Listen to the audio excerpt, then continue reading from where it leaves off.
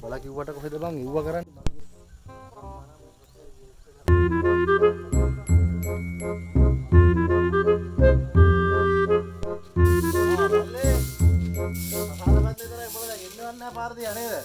අයියේ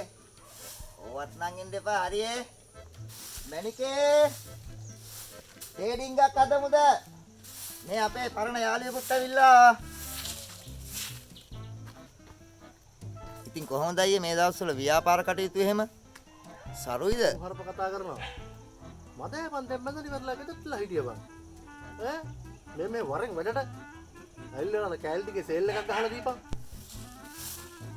මේ ටිකේ සෙනග එහෙම වැඩිද අයියේ ඕ මේ සෙනග වැඩිද කියලා අහනවා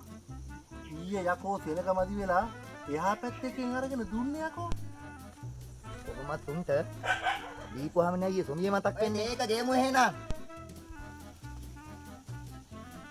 අයියේ දෙකක් එහෙනම් බොමු වර්ණාවේ හැටියට නම් හැබැයි තේක උඹේ හොඳයි වගේ ඈ